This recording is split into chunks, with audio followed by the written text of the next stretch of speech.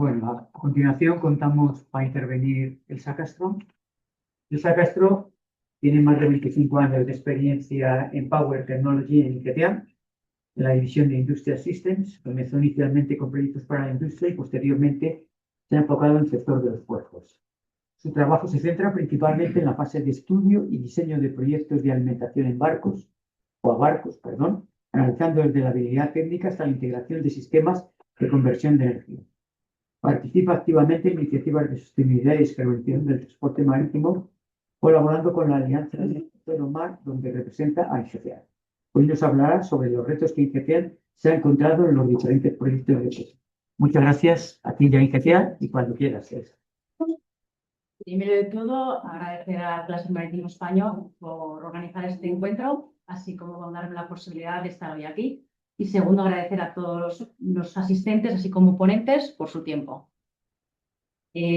Comenzaremos esta ponencia con un breve resumen de lo que las OPS suponen para los fabricantes.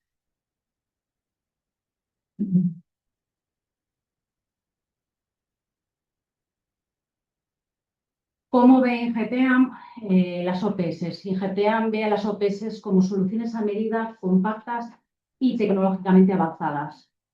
Las OPS se diseñan para cada puerto, porque todos los puertos tienen sus particularidades. No todos los puertos son iguales ni todos necesitan lo mismo. Nosotros, sobre todo, vamos a hablar ahora de convertidores de frecuencia, sistemas de control e integraciones e implantaciones en puerto.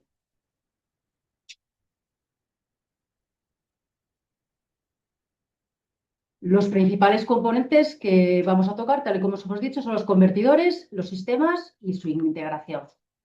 Primer reto que nos encontramos son los convertidores de frecuencia. Los convertidores de frecuencia pueden ser en media tensión o en baja tensión. Muchos puertos no saben por qué tensión optar. Entonces, en este breve resumen, indicamos claramente que los variadores de frecuencia y media tensión consumen casi 5 veces menos que los de baja tensión. Eso influye en que la sección del cable es inferior y la reducción del coste del cableado, que eso muchas veces no se considera porque solo ven lo que es la OPS. Hay una alta densidad en un menor tamaño. Siempre estamos comparando la media tensión con la baja. Un menor número de componentes, luego una mayor fiabilidad de los componentes, que eso influye a la hora de también de reducir los gastos de operatividad a la vida útil de la instalación. Y tiene una alta eficiencia, lo que eso supone unas menores pérdidas, un menor sistema de refrigeración, luego el consiguiente reducción en el precio. Aquí hemos intentado representar un poquito los equipos que IGETEA dispone actualmente en los diferentes puertos. En color rojo, no sé si se aprecia bien, en color rojo son todos los puertos que disponen de equipos en media tensión. En color naranja, son poquitos, son aquellos puertos que han optado por tener ambos sistemas, en baja tensión y en media tensión. Normalmente, de 2,5 megaVA hacia abajo, optan por baja tensión, y de 2,5 a partir de 3 megaVA por alta tensión o media tensión. Y los que no aparecen nada, que hay algún que otro puerto que no aparece, son los que han optado directamente por la baja tensión. Da igual la potencia, se pueden ir a 4 megaVA, en 690 voltios. Es un poquito el resumen de a lo que está tirando actualmente los puertos.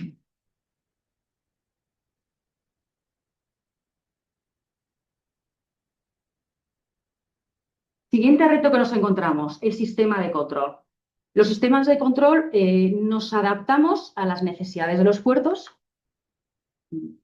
porque todos, tal y como os he dicho anteriormente, son diferentes, pero también les guiamos a los puertos basándonos en nuestro conocimiento y en nuestra experiencia técnica. El sistema de control es fundamental y actúa como cerebro para sincronizar el muelle con el barco, garantizando en todo momento la transferencia de potencia de una forma segura, estable y compatible. Además, el sistema de control gestiona los convertidores para que la frecuencia en muelle sea igual que la frecuencia en barco y así poder conectar.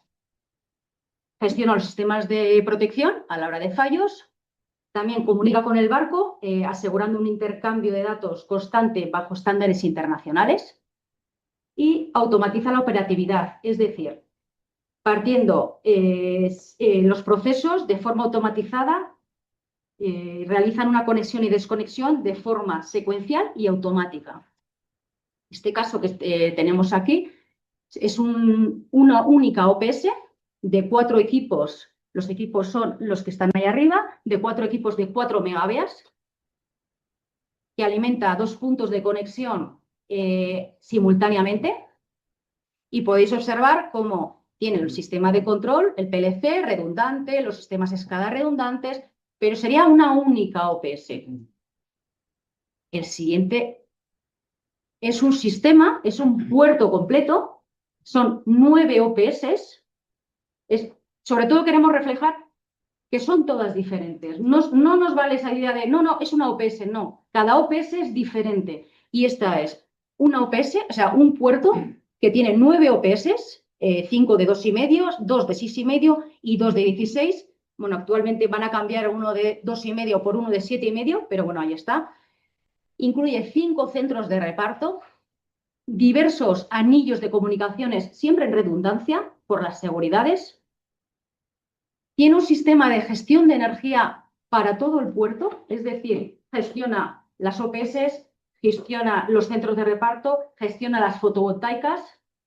Además, incluye un sistema de control SCADA, que sería el paraguas para visualización de todo el puerto, del que cada una de ellas colgaría cada una de esas OPS. Pero es que además, cada OPS tiene su propio sistema SCADA. Es decir, podría actuar como, llamamos vulgarmente, como isla. Es decir, no necesita del sistema superior para poder actuar.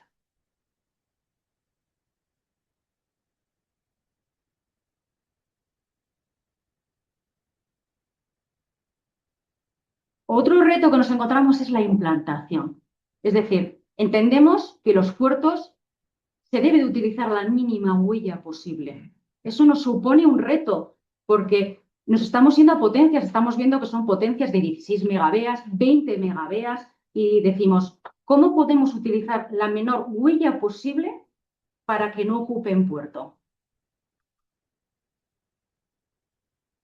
Además de eso, los clientes o los puertos nos dicen, queremos que sea transportable. Es decir, que exista la posibilidad de poder moverlo. Entonces, todo se va complicando más. El caso de, por ejemplo, de Cádiz, que está ya en funcionamiento, es una OPS dentro de un pabellón ya prefabricado. Hay otras que son en muelles. Cuando vamos a versiones transportables, normalmente vamos en contenedores. Muchas veces se dice prefabricados, sí, pero son a medida. ¿Por qué? Por las dimensiones que tenemos que meter, todo lo que tenemos que meter dentro. Este claro ejemplo es el de Bilbao, la fase 1 de Bilbao, que está ahora puesta en marcha. En este caso son 2 OPS exactamente iguales. Cada OPS es un contenedor de 45 pies en el que en la parte inferior van los transformadores y las resistencias de puesta a tierra y en la parte superior va todo lo que es variadores, celdas y control. Y en la parte de arriba del todo van los sistemas de refrigeración. Entonces, lo hacemos en 2 alturas para ocupar el menor huella posible. Hay puertos que no les importa la huella y quieren que esos transformadores vayan al lado. No hay ningún problema, nos adaptamos a todo. Este sería el interior de ese contenedor. En este interior se puede observar cómo en la parte derecha del todo está el transformador de auxiliares. Seguido, las celdas de media tensión separadas, siempre hay una separación entre media tensión y baja tensión, porque el operario que accede a baja tensión no puede acceder a media tensión. Luego siempre tenemos que separar esas 2 opciones. Y en la parte izquierda podríamos observar cómo está el variador y todo lo que es el control.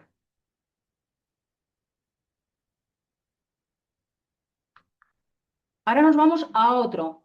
Ahora son 6,5 megabeas. Pues es otro diseño diferente. En este caso nos hemos ido a 2 contenedores de 30 pies, con la misma estructura, elevada para poner los transformadores abajo.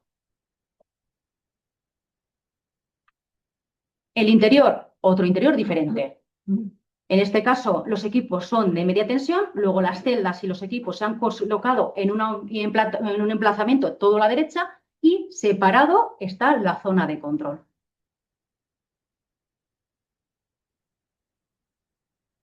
Este es otro diferente, 2 de 5 megabeas. Este caso es el de Valencia. En este caso son 2 equipos de 5, luego se han ido a 2 contenedores de 40 pies. El interior, diferente a los anteriores que hemos visto. En este caso, se han puesto todos los convertidores abajo, aunque no se aprecia, aquí sí existe una separación, ¿vale? Siempre separamos la zona de control, la zona de baja tensión de la zona de media tensión. Y, como en este caso son 2 de 5, hay diferentes juegos de celdas, que eso ya será Ormazábal el que detalle más. Valencia, otro Valencia, en este caso son 4 equipos de 4 megabeas. En este caso son 4 contenedores de 40 pies, 2 a 2, vamos a llamarle besados, es decir, no existe separación entre ellos. Cuando juntamos 2 contenedores, quitamos el centro para que la sala sea más grande. Ahí están montándose, todavía los transformadores no se han incluido dentro, están ahora mismo de puesta en marcha. Y los chillers, si podéis ver, los enfriadoras, no están arriba, están a continuación, porque el cliente no quería subir más la altura. Entonces, nos dijeron de ponerlas a nivel del suelo. Y este sería el interior de ese. Lo mismo. En este caso, 2 contenedores son para celdas de media tensión y los otros 2 convertidores son para variadores y control. En este caso hemos representado los que son los variadores con el control.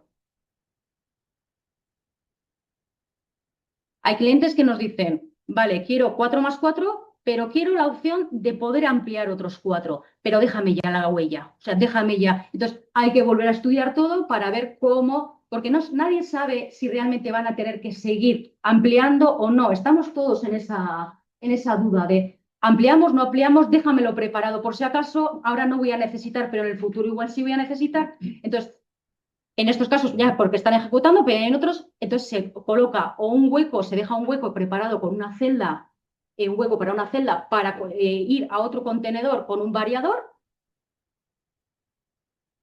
Y en principio son estos proyectos los que actualmente estamos trabajando. El que está realizado ya es Cádiz, tal y como ha dicho Verónica, y ahora estamos con Bilbao fase 1, Valencia y el otro de Valencia.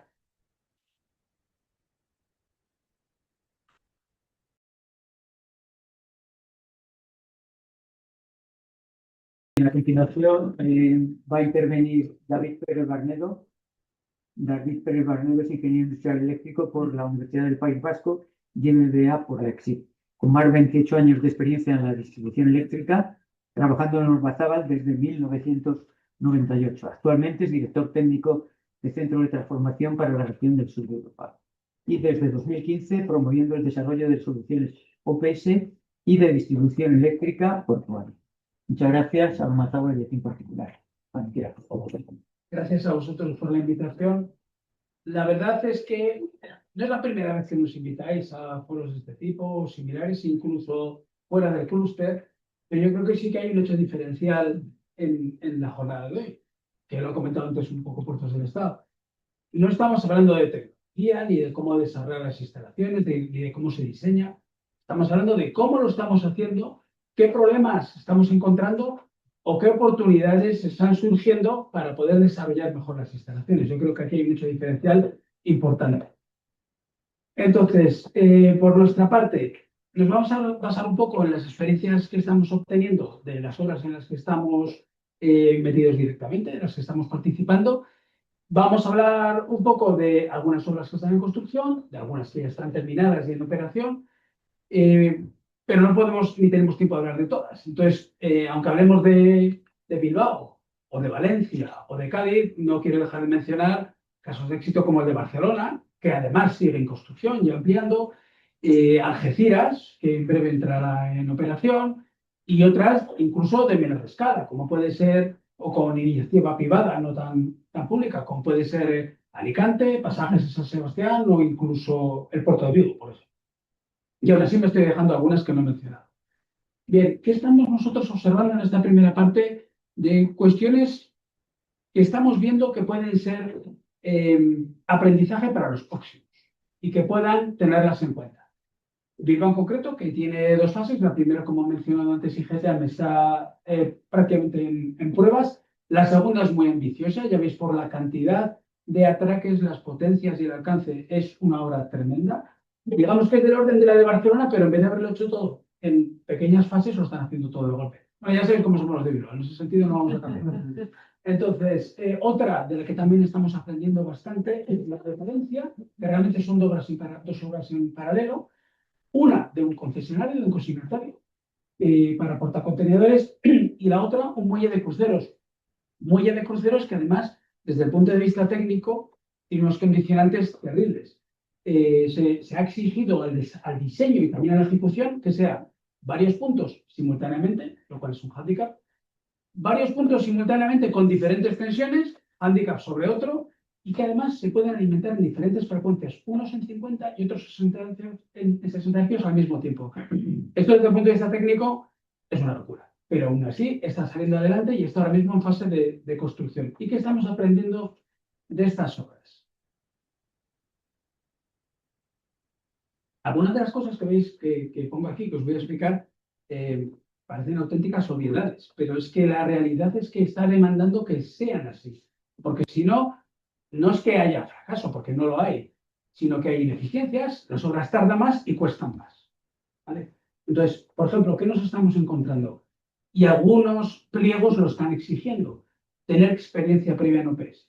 Quizás hace 5, 6, 7 años era un hándicap importante para que constructores, incluso tecnólogos pudiéramos acceder, pero hoy día ya está obviado. Ya todos tenemos experiencia, entonces tenemos que contar con esa experiencia. Y no solo a nivel tecnológico, sino sobre todo quizás a nivel dirección de obra. Es muy importante que en estos proyectos haya una dirección de obra potente que sea capaz no solo de coger el pliego o el proyecto constructivo y ejecutarlo, sino de dominar todas las tecnologías y especialidades tecnológicas que se están desarrollando. Pensar que tenemos, desde el punto de vista de concepto, tenemos un cliente que primero está en un medio ajeno al servicio, está en el agua, y el servicio está en tierra. Ya empezamos mal. Segundo, lo que tenemos que transmitir es energía, potencia eléctricamente, que tampoco se lleva muy bien con el agua. Otro problema más. Además, el sistema que entrega el cable suele ser tecnológicamente ajeno al sistema que entrega la potencia, la subestación OPS. Tenemos el sistema de control de cable y la subestación OPS. Y por si fuera poco, hay un tercer actor clave, que es la energía que se abastece desde la red de distribución eléctrica de tierra. ¿Vale? Entonces, tenemos que hacer que todo eso funcione, se diseñe y se desarrolle de forma adecuada, incluso óptima. Entonces, el reto es muy importante. Y una dirección de obra que sea capaz de ver todos esos aspectos, no solo a nivel diseño, sino a nivel ejecución, estar encima y coordinando a todos los actores es muy importante. Incluso cuando el contratista sea único, incluso en ese caso, porque hay diferentes tecnologías. Y luego, una vez que lo tienes construido, en la fase de pruebas, que es muy importante, y no hablamos de la fase de pruebas cuando vienen los primeros barcos, que eso está relativamente regulado por la ISO 80005, luego lo mencionaremos, es clave poder estar en esa definición de las pruebas y controlar cómo se está ejecutando cada paso y observar los resultados y el alineamiento que tiene que haber tanto en el sistema de control de cable como en la subestación como en la red de tierra. ¿Vale? Bien. Otros hándicaps o problemas que estamos encontrando. Se ha mencionado antes veladamente, pero sí que no vamos a llamarle freno porque se están buscando ya soluciones que agilicen y mecanismos que aceleren la dotación de potencia suficiente en la red de tierra para alimentar estas estaciones. Estáis viendo que estamos hablando del orden de decenas de megavatios. Creo, y Genova creo que lo conoce mejor que yo, hablamos de gigavatios totales agregados como necesidades de instalaciones OPS nuevas a construir. Es una cantidad ingente de energía. ¿Vale? Podemos considerar, y es claro pensar, que esa energía está disponible en Europa y en concreto en la península ibérica. Está disponible, pero hay que hacerlo llegar hasta los muelles. La distribución en alta, media y baja y media tensión, sobre todo, tiene que desarrollarse para poder llegar hasta allí. Esto está siendo un hándicap, pero ya, como os he dicho antes, ya se están buscando mecanismos para acelerar, priorizar y que se puedan desarrollar. Sin embargo, incluso una vez que estás metido en la construcción, cuando le llega la fase de pruebas, en muchos casos la subestación nueva se está construyendo en paralelo a la estación OPS, con lo cual no tienes toda la potencia disponible para hacer las pruebas. Pero esto tampoco es un problema. Tampoco es necesaria tener toda la potencia disponible para realizar las pruebas. Pero al menos estimamos los tecnólogos necesitaremos del orden de un 20% de potencia disponible. Claro, si la subestación no está construida, disponer del 20% de 20 megas es hablar de 4 megavatios disponibles adicionales a todos los servicios eléctricos que ya está suministrando la red de tierra al resto de usos del puerto. Son números muy importantes. Si cuando diseñas las pruebas esa potencia no va a estar disponible, tenemos retrasos. Tenemos retrasos que son clave en el coste del desarrollo de la obra. Entonces, esto hay que tenerlo en cuenta desde la fase de diseño de cómo voy a hacer las obras, no cuando ya estás metido. Bien, y luego la parte más física del resto de servicios que están coexistiendo. Hay subestaciones OPS que se construyen relativamente lejos del muelle, pero hay muchas que están cerca del muelle. Y todos sabemos que en los muelles, vosotros mejor que nosotros que somos de tierra, hay un montón de servicios que ya están funcionando. Y la construcción del OPS es un servicio adicional. Sí, tienes que mover materiales de obra, pero tiene que seguir la operativa del muelle funcionando. Entonces, si no diseñas la fase de desarrollo en coordinación con el resto de servicios, vas a tener ineficiencias y nuevamente vas a tener retrasos. ¿Vale? Entonces, es algo que quizás cuando diseñas la obra o la ejecución de la obra más bien, no piensas en ello, pero estamos viendo a día de hoy que hay que pensar en ello. Y hay que coordinarse con el consignatario o con el que está al lado incluso, porque también te está afectando. ¿Vale? En una obra, por poner una anécdota, recientemente tuvimos una interferencia, tuvo el proyectista una interferencia, la dirección de obra, con el consignatario que estaba al lado. Porque entró una época en la que había una actividad atmosférica muy fuerte, mucho viento, y él estaba acumulando material a granel. Entonces, ese material, desplazado por el viento, estaba afectando a la obra OPS que se estaba desarrollando al lado. Nadie cuando diseñó el desarrollo de la obra pensó en ello, pero era un problema. Entonces hubo que construir a toda leche unas pantallas para poder aislarse, etcétera, etcétera. Y como antes he dicho en GTAN, cada obra es diferente. En cualquier caso, no tenemos recetas mágicas, pero sí lanzamos mensajes de cosas que hay que tener en cuenta que hoy quizás no estamos teniendo en cuenta. Bien, entonces, a consecuencia de esto que estamos viendo, ¿qué podemos pensar en mejorar? Como os decía antes, lo que es el acuerdo de la conexión barco-estación OPS, una vez construida, la ISO 80005 lo define bastante bien. Por lo menos las guías o las líneas maestras de cómo se tiene que desarrollar ese protocolo de conexión. Sin embargo, para las pruebas previas de la estación y para validarla, no hay nada escrito. Entonces, sí que sería bueno, desde algún ente o desde algún acuerdo que se pueda llegar entre todos los fabricantes o todos los diseñadores de instalaciones OPS, que se pueda llegar a algún tipo de testbook o de protocolo de pruebas similar, que seguro que va a permitir homogeneizar y mejorar ese desarrollo de las pruebas, que a veces puede llevar mucho tiempo y siempre tienes el condicionante más prosaico de todos, y es que hay que llegar a tiempo, porque hay que inaugurar la estación, etcétera, etcétera. Y luego, desde el punto de vista de diseño, quizás más que desde el punto de vista de ejecución, está la falta de homogeneidad. En muchos casos es lícita que exista, porque cada obra es diferente, nos lo enseñan antes y GTA. Cada muelle es diferente y cada necesidades son diferentes. Pero si podemos marcar líneas maestras de definición de diseño de las obras, va a facilitar la optimización y la mejora de costes de todas las obras, de todas absolutamente. ¿Y qué más podemos reconocer? Hay un tema que es un poco curioso, pero algunas estaciones OPS no se está teniendo en cuenta. Cuando diseñamos la potencia a entregar, no hablamos de la nominal de la instalación, de alguna forma la que va a absorber de la red, sino al menos los que estamos aquí sentados nos gusta hablar de la que le voy a entregar en la punta del cable al barco. ¿Vale? Entonces, ¿qué diferencia hay entre la que nos entrega la red y la que le entregamos al barco? Están todas las pérdidas técnicas, que como hablamos de instalaciones muy potentes, puede ser un porcentaje significativo. Al menos no en valor relativo, pero sí en valor absoluto. Entonces, si no ligeramente sobredimensionamos la estación, tanto a nivel de convertidor como a nivel transformador, no vamos a tener el 100% de la potencia disponible en la punta del cable. ¿Vale? Y puede que esto derive en que en algún barco con necesidades tope, pues podamos tener problemas a la hora de entregar la potencia. Y esto es a nivel fase de diseño. Y luego un condicionante que desgraciadamente es bastante importante. Desde el punto de vista físico, el lugar en el que se construyen las estaciones suele ser delicado, sobre todo si estamos cerca del agua. Desde el punto de vista de resistencia del terreno, y no soy ingeniero mecánico, pero es un hándicap, tener resistencias bajas o terrenos no muy firmes, etcétera, etcétera, etcétera. Esto es muy habitual en puertos, por la cercanía a un medio húmedo. Es absolutamente. Entonces, la existencia de un estudio geotécnico profundo, previa, y su utilización, no basta con que exista, sino que se utilice en el desarrollo del diseño de la obra, no solo a nivel conceptual, sino a nivel fases de la obra, es clave.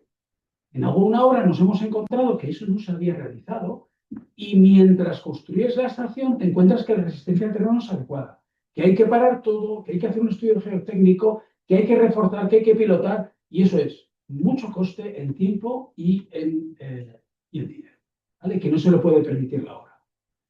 Bien, estas son recomendaciones que queremos que se puedan dar. En resumen, considerar el OPS no como una suma de componentes, sino de tecnologías, que la experiencia previa ya la tenemos y es muy importante aplicarla, y que aunque cada obra sea diferente, esa falta de homogeneidad hay que intentar evitarla y aprender de las obras anteriores. Entonces, se puede mejorar en intentar definir un medio común para la definición de las pruebas previas a la puesta en servicio, dimensionar adecuadamente las instalaciones, tener en cuenta la disponibilidad de la potencia de red el día que quieras hacer las pruebas, pero con mucha antelación, porque igual tienes que dejar de suministrar servicios a alguien ajeno a la OPS para poder hacer las pruebas. Es así de duro, pero se puede gestionar si lo hacemos con tiempo. Y por último, diseñar la instalación no pensando solo en el unifilar ni en la parte eléctrica, sino también en la parte física. Eso es importante. ¿Vale? Casos de éxito.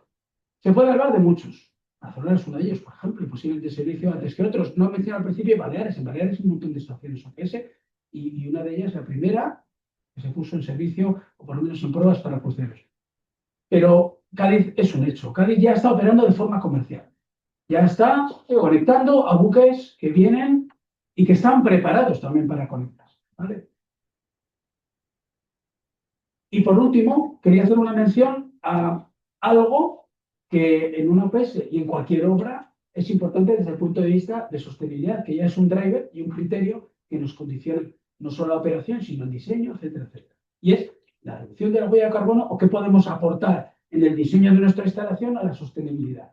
Desde el punto de vista de Armazabal, podemos aportar dos líneas de producto. Una, la de la izquierda, transformadores que estén basados en aceites que no sean minerales. Ahora hablaré 5 minutos sobre ello. Y otro, a paramenta, celdas eléctricas, todos los interruptores, seccionadores, interruptores automáticos que necesitamos, que no contengan ya SF6. Y sin embargo, que tengan aislamiento integral para poder convivir con ese medio marino, salino y húmedo en el que vamos a estar. ¿Vale? Entonces, desde el punto de vista de transformador,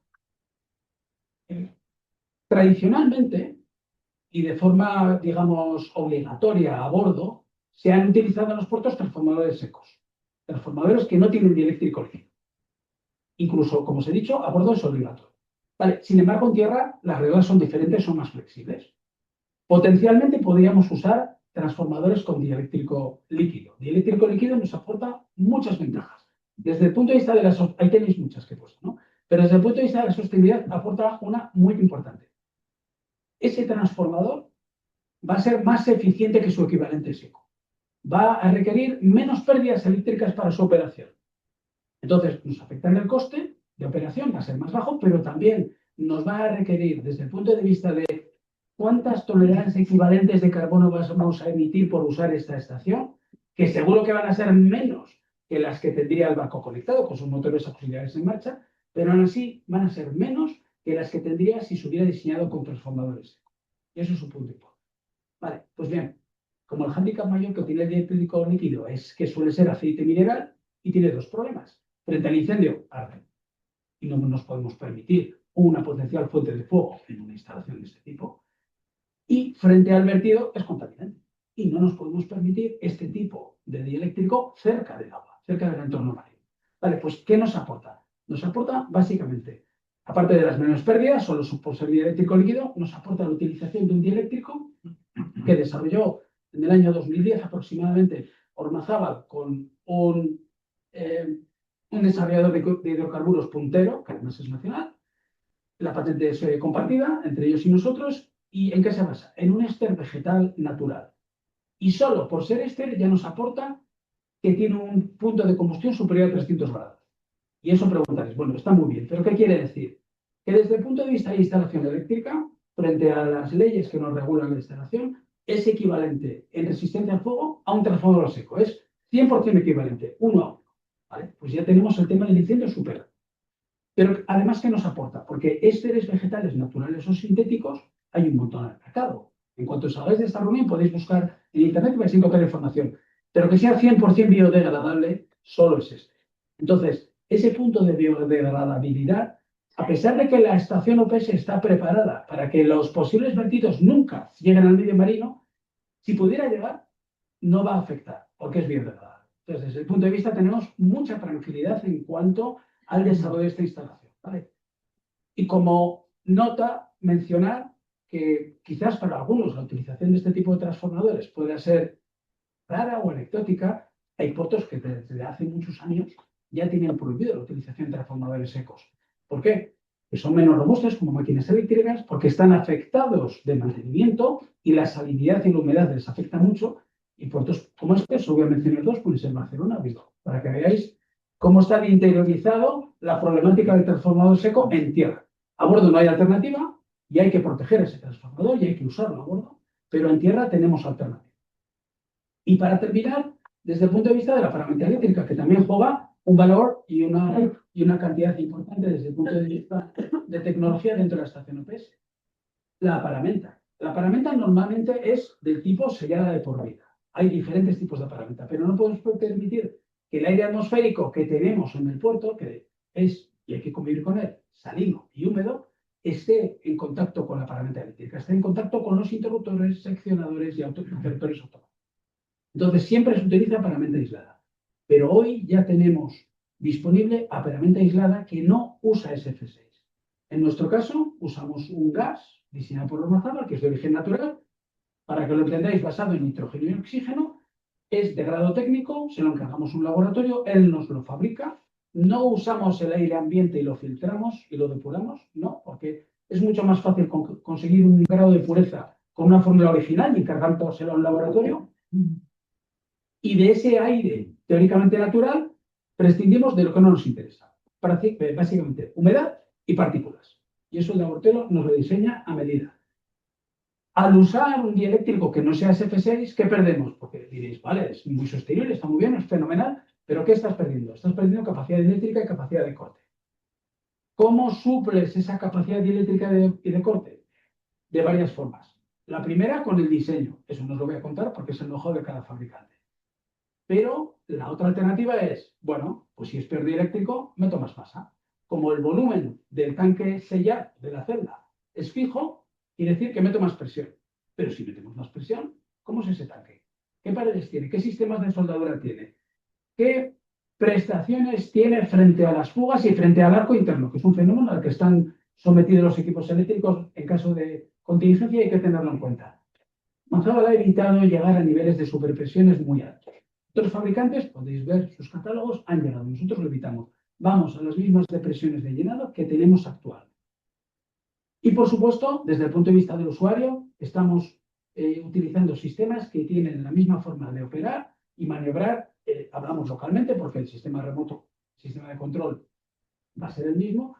Y, sin duda, pensando en la huella que nos comentaba Ingetian, que es crítico en el desarrollo de las instalaciones similar a la que tenemos actualmente.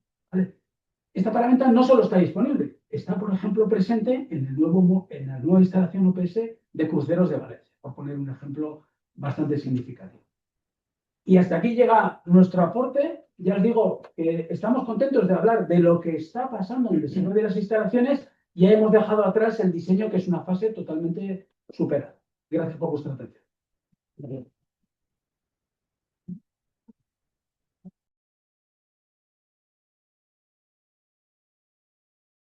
Por último, va a intervenir Adolfo Rodríguez. Adolfo Rodríguez es ingeniero de caminos, canales y puertos con más de 20 años de experiencia en infraestructura y energía. Actualmente está especializado en electrificación portuaria, OPS, liderando el desarrollo técnico y estratégico de proyectos vinculados a la descarbonización de puertos. Cuenta con experiencia en el diseño y dimensionamiento de soluciones energéticas, integración con red y análisis de viabilidad técnico-económica. Ha participado en proyectos de energías renovables y sistemas eléctricos de gran escala en Europa y Latinoamérica, aportando una visión transversal entre ingeniería, planificación energética y modelo de negocio. Muchas gracias a Genova, en particular a ti. Por favor. Bueno, yo agradecer a la organización por invitarnos y darnos esta oportunidad. Voy a contaros el resultado de un estudio que hemos hecho para la Alianza Net Zero Mar, en el que se ha hecho un levantamiento de cómo están los diferentes puertos españoles de cara a la implantación de OPS, poniendo el foco en aquellas que son obligatoriedad de activo.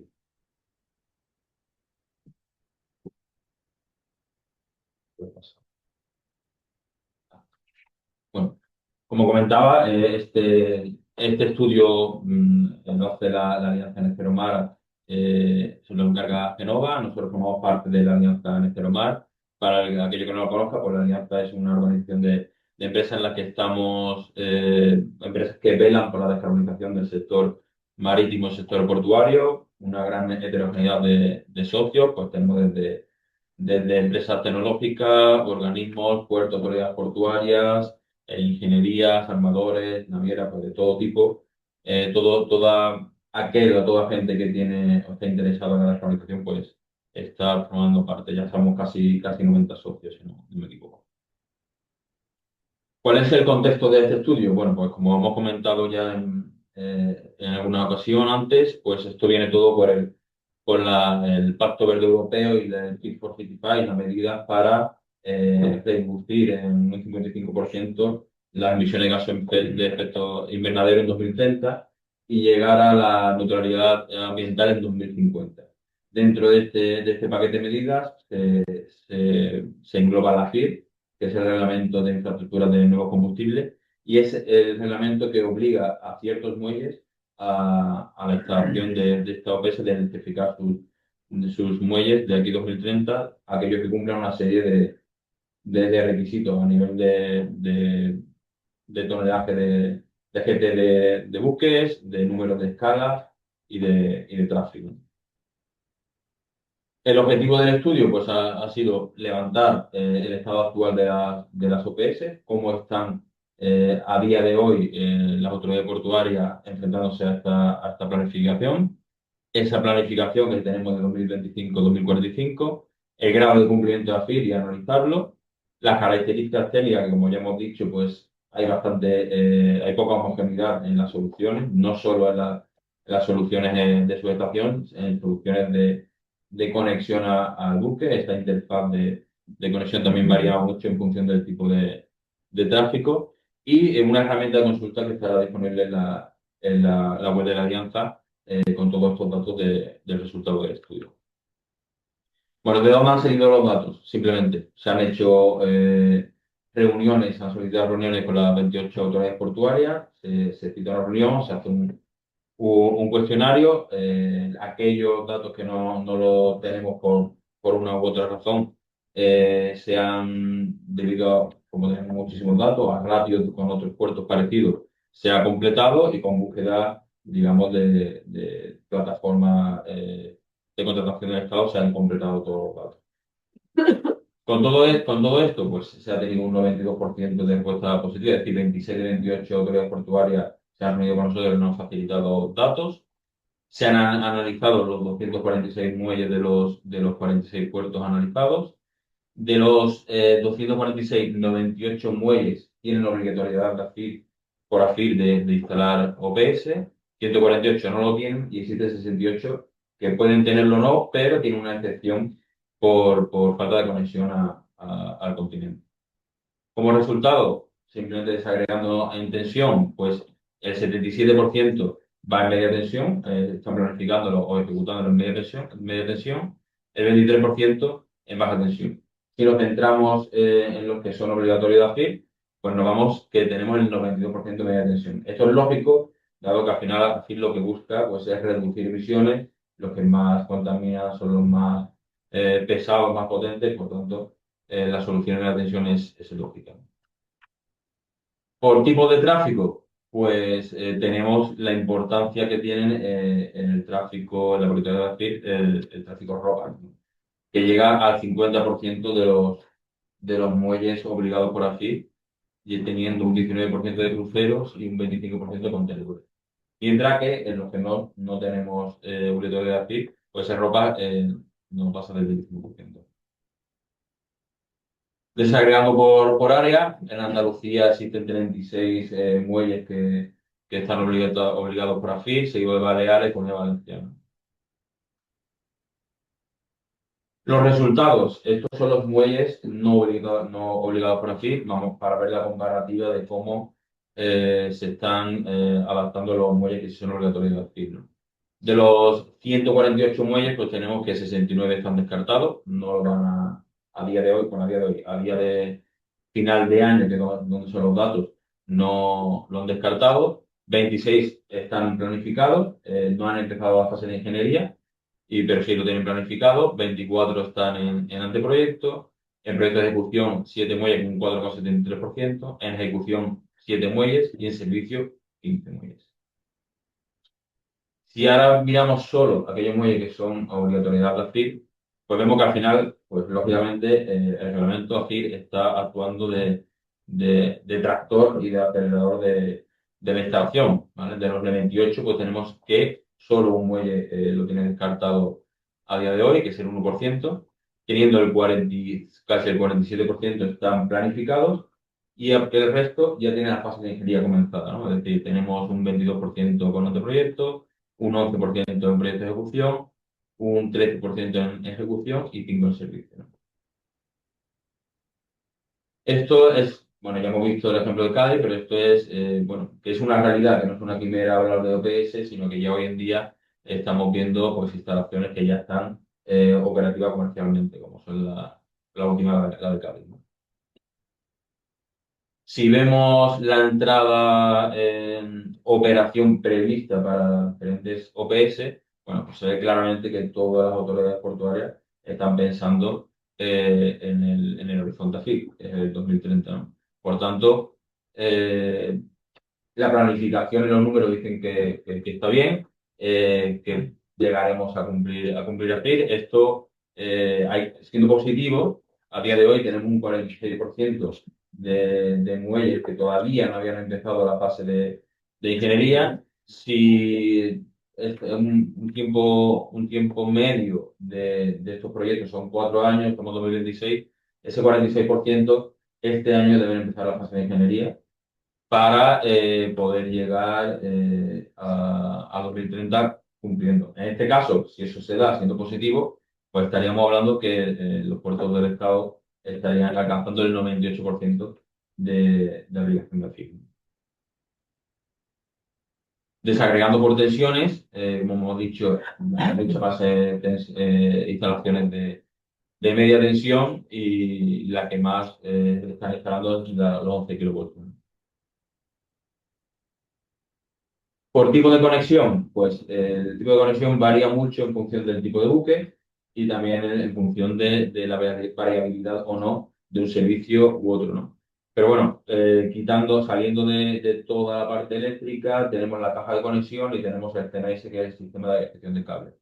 Pues el 48% de las instalaciones llevarán una caja de conexión fija más un CMS móvil, un 24% será caja de conexión móvil y un CMS móvil. Eso consigue que la operativa sea mucho más variable, podrá dar servicio a buques más diferentes. Un CMS fijo y caja de conexión sin CMS 14. Estos son buques que portacontenedores que suele tener el CMS el buque. Sacando los ratios de inversión por potencia esperada, pues vemos que para ropas el ratio está en 1.440 euros por cabeas, contenedores 1.143, pasajeros cruceros 1.072, ropa son baja tensión. Y cruceros tenemos 659 euros por cabeas. No es que sea más barato crucero, sino que la potencia requerida es mucho mayor, ¿no? Y eso hace que baje el precio.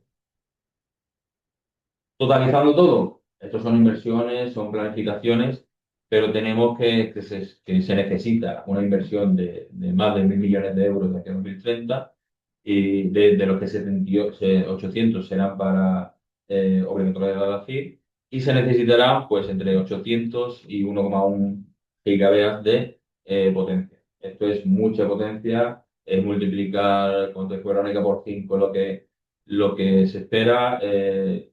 La planificación eléctrica del país tiene que acompañar. Es cierto que ya los puertos hemos dejado de ser algo un poco que no tengamos mucho consumo, que no aparecíamos en las planificaciones. Ya Red Eléctrica sí que ha detallado ese giga para puertos, pero estamos todavía esperando que se apruebe la planificación. Estos son la potencia por comunidad y la inversión por comunidad. Si vemos la inversión por unidad de potencia, pues como hemos dicho antes, el crucero es el que más potencia necesita. Eso hace que su inversión por unidad de potencia sea menor, mientras que el RoPax, pasajero y crucero, pues la inversión por unidad de potencia es mayor, ¿no? Este es digamos, el diagrama temporal que nos espera, que se espera muchos muelles en 2030, ¿no? Dejando algunos para la planificación posterior a 2030. Como conclusión, pues el 52% de los muelles que son obligatorios de ACIR ya están en una fase de ingeniería, ¿vale? Es decir, ya están en anteproyecto o posterior. Eso quiere decir que el grado es bastante alto. Tenemos un 47% que todavía no ha empezado la fase de ingeniería y por lo tanto se espera, siendo positivo, que estarán dentro de este cumplimiento. La inversión, pues alrededor de los 1.000 millones y se necesitará 1 giga de potencia. El 94% de la inversión estará destinada a media tensión, ¿vale? Por esto, bueno, ese 92% de los muelles que vimos anteriormente iban a ser media tensión. Y por tanto, si todo esto se cumple, estamos en 98-99% de grado de cumplimiento de AFIR en 2030. Para eso hay que ser positivo, hay que los puertos, ese 47% empiecen ya la fase de ingeniería y eso este año lo iremos viendo. Nosotros desde Genova este año volvemos a actualizar los datos de este informe. Estamos ya empezando a reunirnos con la autoridad portuaria y veremos, digamos que la línea temporal, dado que son 4 años del proyecto, se podrá afinar un poco, ser un poco más realista en este sentido. Y eso, justo.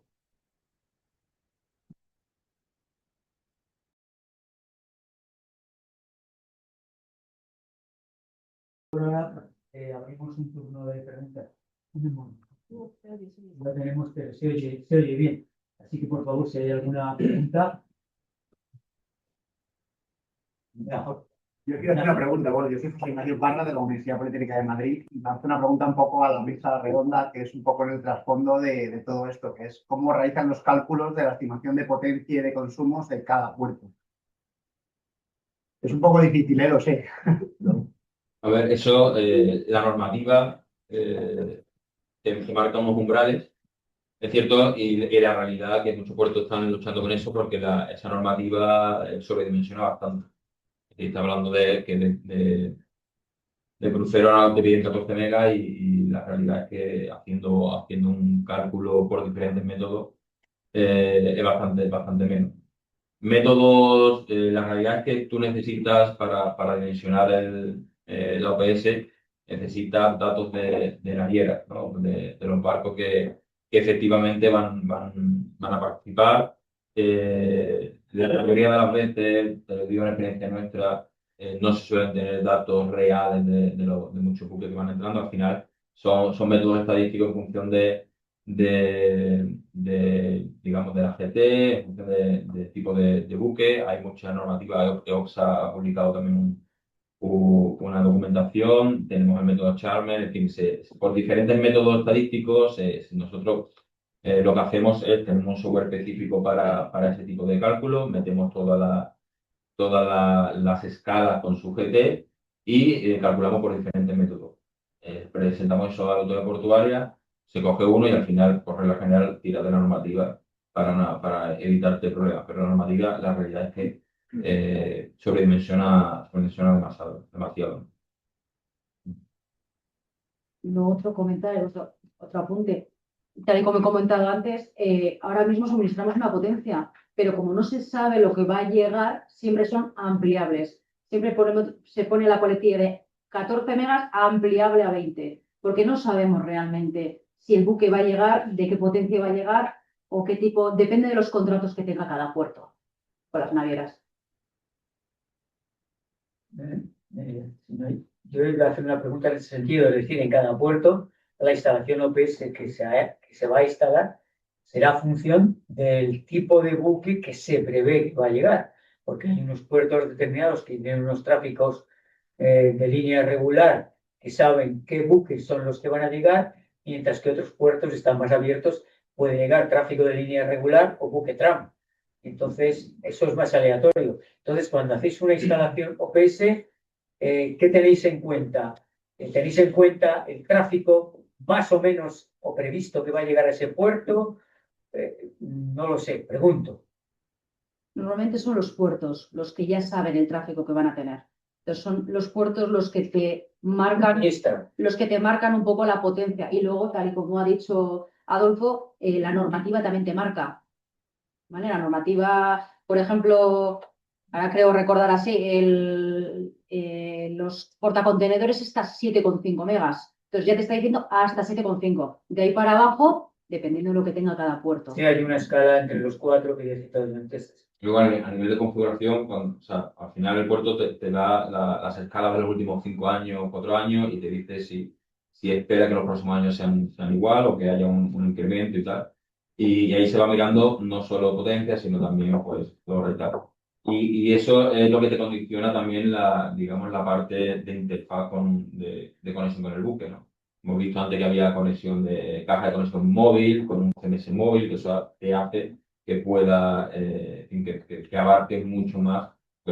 No sabe muchas veces el buque que te va a llegar, dónde tiene la conexión, la longitud, porque necesitas ampliar mucho más ese rango de alcance. ¿Una intervención más, por favor?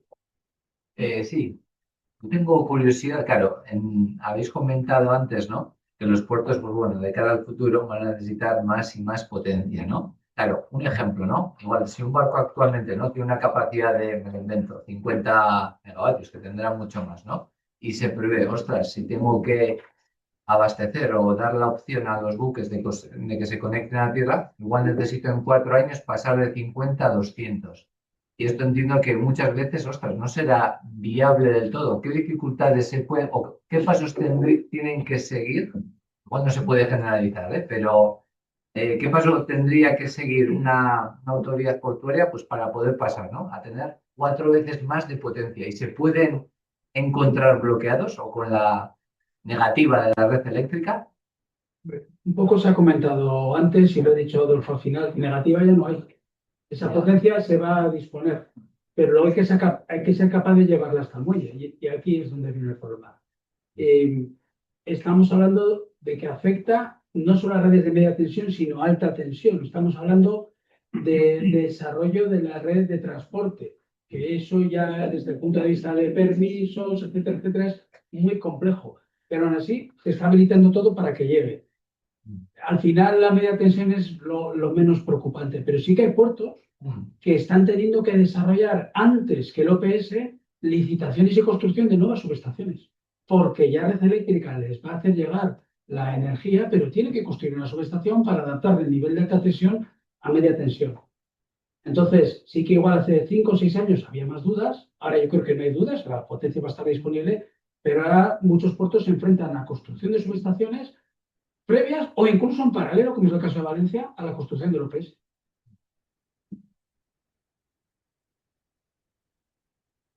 Más preguntas, por favor. Sí, una pregunta que hacen, que comentan los salvadores, ¿no? Que el precio de la electricidad. Dicen, ahora mismo el precio de la electricidad que me vende de tierra es más caro que si me la produzco yo. Esto, Esto está tratado en la presentación que hice yo antes, la última transparencia, habla sobre la necesidad en los concursos que se hacen de expediente único mediante expediente único, que es la fórmula que genéricamente sería más deseable para regular este servicio. Esos concursos que se lancen para regular el servicio y la concesión o el otorgamiento de la concesión asociada de dominio público deben de contener obligatoriamente bien precios, tarifas máximas, que en el caso de la energía no es posible, o como mínimo normas para su determinación. Eso lo que garantiza es que en el caso de que exista un solo prestador del servicio y que no sea posible abrir la competencia en lo que es la compra de la energía, que por desgracia no va a ser posible en todos los casos, porque bueno, pues el tema de los CUPs y demás es como es, como mínimo existan esas normas que garanticen que no existen pues, precios fuera de mercado de la venta de la energía. Hemos comentado antes que la venta de la energía, al fin y al cabo, puede ser, de hecho, va a ser el concepto más importante en la prestación del servicio. Está lo que es el servicio en sí, lo que es la conexión eléctrica, que tiene que dar el retorno de la inversión a quien ha ejecutado la infraestructura, sea quien sea, la autoridad portuaria o, por supuesto, el inversor, la empresa privada, y otro concepto que es más importante a nivel económico, si estamos hablando sobre todo de grandes buques, que es la venta de la energía. O sea, el concurso público tiene que incluir unas normas para evitar que los precios, tanto del servicio como del kilovatio o del megavatio, sean pues abusivos. Si hay un solo digo, sino entiendo yo que tendrán en cuenta el coste de generación de la energía eléctrica a bordo y no puede ser más alto el coste del kilovatio en tierra que el que se produce o no. Pues deberíamos de tener en cuenta, en primer lugar, lo que cuesta la energía producida en tierra. Ya lo que cuesta a bordo, eso ya son cuestiones que hay que tener en cuenta. No sé si conoces que la tasa del buque, como consecuencia de la conexión, cuando un buque se conecta en un puerto a la red eléctrica, va a tener una bonificación, tiene una bonificación del 50%. Entonces, si tenemos que tener en cuenta lo que cuesta la generación en los puertos a la hora de definir esas tarifas máximas en los concursos, tenemos que tener en cuenta el coste de la generación en el buque y además pues dejar de ingresar el 50% de la tasa del buque, pues al final va a ser complicado que los números salgan. ¿Vale? O sea que todo tiene que ir un poco en la parte tierra. Vamos primero a la parte tierra, porque la parte buque, en los cálculos económicos tienen que ir por separado. Vamos a intentar que confluyan, eso sí. Más preguntas, por favor. Bueno, hemos cumplido el horario perfectamente. Incluso, bueno, empezar a comentar que algunos de vosotros echan en falta que como hoy, por ejemplo, en un tema OPS no están los usuarios finales, es decir, las navieras. En un principio, cuando planteamos este encuentro desde la dirección del clúster, se planteó en hacerlo 2 sesiones, es decir, una primera sesión, como hemos visto, de aspecto técnico y una segunda sesión en la que interveniera el aspecto comercial, es decir, los suministradores de la energía hay alguna pregunta, la de Luis ahora concretamente, y las navieras. Entonces, eso ya lo hemos decidido de acuerdo con los actores de hoy, el hacerlo hoy solamente desde este punto de vista técnico, y ya en principio tenemos fijado el jueves, si no recuerdo mal, 18 de junio, hacer otro encuentro OPS en el que ya intervendrán los suministradores de la energía y las navieras. Estamos en contacto ya con alguna de las navieras del clúster porque nos han dicho, pero bueno, ¿cómo es que en un encuentro sobre OPS no estamos los usuarios finales que somos las navieras? Es que hemos pretendido no hacerlo porque si no esto nos iba a llevar 4 horas de sesión. Entonces lo que hemos hecho es explicarlo en dos sesiones. Una primera que son y la siguiente que será el 18 de junio, si Dios quiere, en la que intervendrán suministradores de energía y los usuarios las navieras. Por si a alguien me queda un poco en el aire, que esto queda un poco, evidentemente, pero lo vamos a completar con esa segunda sesión.